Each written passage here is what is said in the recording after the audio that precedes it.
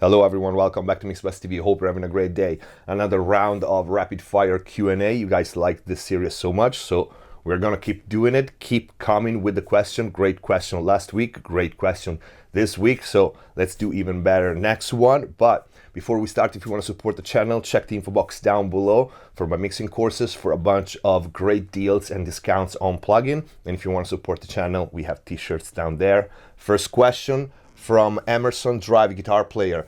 Anyone ever tried to mix in a car?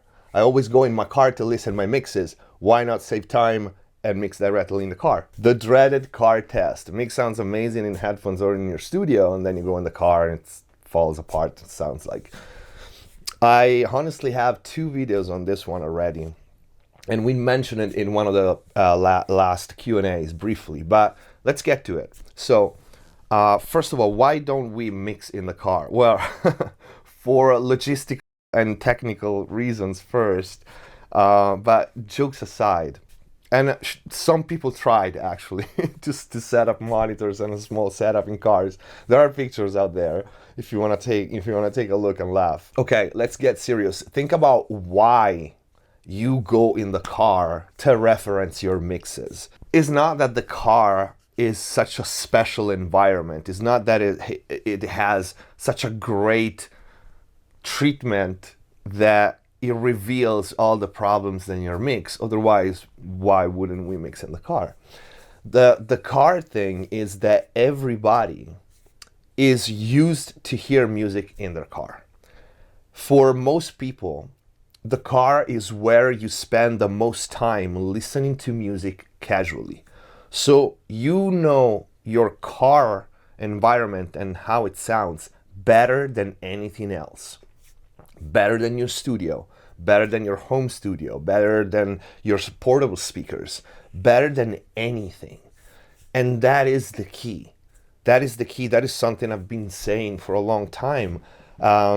Even when I say don't change gear and monitors and keep buying new gear and keep buying new stuff until you really learn that piece of gear, that monitoring system, doesn't matter how much is, priced, because you will never learn it.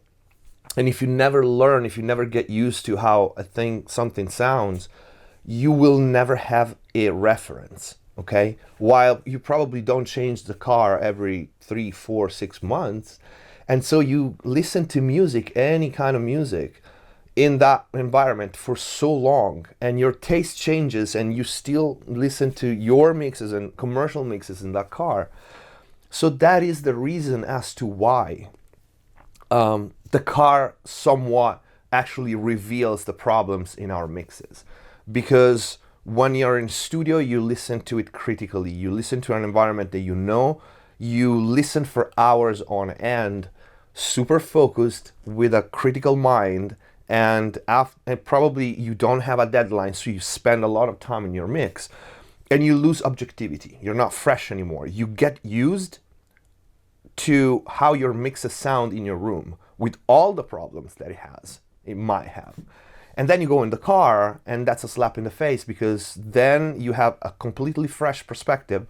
And mind you, the car does have a specific sound, It's a very small environment, tight, there's no reverb at all. So many big engineers still check in the car. A little bit of it is habit, but also, yes, the car, to be honest, does have a completely different perspective than any studio. But the main problem for beginners especially is only a matter of how much time you spent mixing with your current setup versus how much time you spent listening to music in your car. It's probably years difference, all right? And if it's not years, it's time, like how many hours, especially if you live in a big city and you commute or something. So that is why the car is, for beginners, a slap in the face, because you mix in an environment, your home studio or your headphones, that you don't know that well. not as well as the car. And you probably reference way more commercial mixes in your car than you do while you're mixing, because when you're mixing, best case scenario, you reference a couple of tracks, couple of commercial tracks to your mix, and for a few seconds, and then you go back to your mix. In the car, you just listen to those mixes.